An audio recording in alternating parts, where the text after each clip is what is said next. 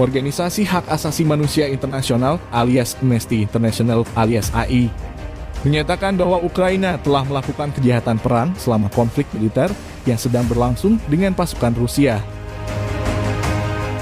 Dalam rilisnya, AI mengatakan taktik militer Ukraina melanggar hukum humanitar internasional dan membahayakan warga sipil dengan mengoperasikan senjata dari pangkalan yang didirikan di daerah pemukiman warga sipil. Kami telah mendokumentasikan pola pasukan Ukraina yang menempatkan warga sipil dalam risiko dan melanggar hukum perang ketika mereka beroperasi di daerah berpenduduk, kata Sekretaris Jenderal Amnesty International Hans Kalamar dalam sebuah pernyataan. Berada dalam posisi bertahan tidak membebaskan militer Ukraina dari menghormati hukum humanitar internasional. Tegasnya seperti dikutip dari Newsweek pada Kamis 4 Agustus. Menurut rilis tersebut saat melakukan penyelidikan atas serangan Rusia di wilayah Kharkiv, Donbas, dan Mykolaiv di Ukraina antara April sampai Juli. Peneliti AI mengatakan mereka menemukan bahwa militer Ukraina beroperasi dari bangunan sipil setidaknya di 19 kota dan desa. Penemuan itu dikuatkan oleh citra satelit.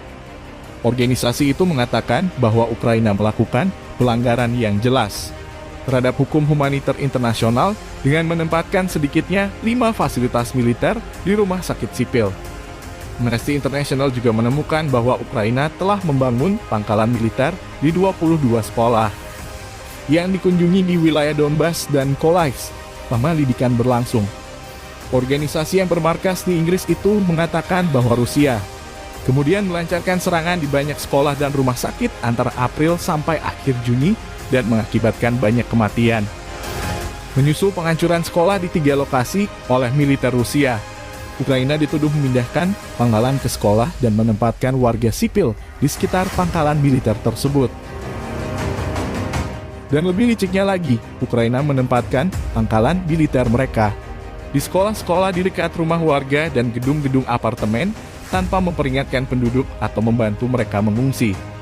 Amnesty International mendesak militer Ukraina untuk membedakan antara tujuan militer dan objek sipil, dan mengambil semua tindakan pencegahan yang layak dan segera berhenti beroperasi di daerah berpenduduk sipil.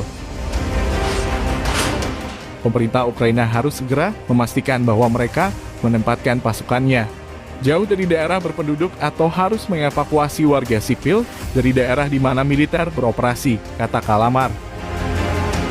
Militer tidak boleh menggunakan rumah sakit untuk terlibat dalam peperangan, dan hanya boleh menggunakan sekolah atau rumah sipil sebagai upaya terakhir ketika tidak ada alternatif yang layak, tegasnya.